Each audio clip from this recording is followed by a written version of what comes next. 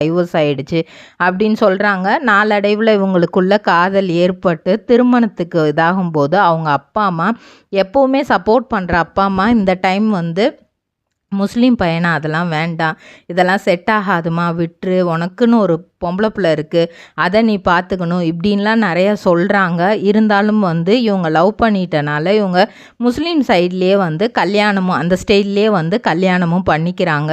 அந்த டைமில் தான் அர்ணவுக்கு வந்து விஜய் டிவிலேருந்து செல்லம்மா அப்படிங்கிற ஒரு சீரியலில் நடிக்க வாய்ப்பு கிடைக்கிது.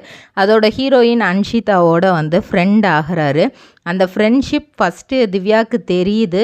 அது ஃப்ரெண்ட்ஷிப்பாக இருந்த வரைக்கும் அவங்களும் பெருசாக எதுவும் ரியாக்ட் பண்ணல. நாளாக அது கொஞ்சம் அந்த ஃப்ரெண்ட்ஷிப் வந்து கொஞ்சம் பாக்கு மட்டை தயாரிக்கும் மிஷின் கிடைக்கும். அதற்கான ரா மெட்டீரியல்ஸையும் வருடம் முழுதும் நாங்களே சப்ளை செய்து வருகிறோம். நீங்கள் செய்யும் தட்டுகளை நாங்களே எடுத்துக்கொள்கிறோம். அதற்கான லோன் வசதியும் செய்து தருகிறோம்.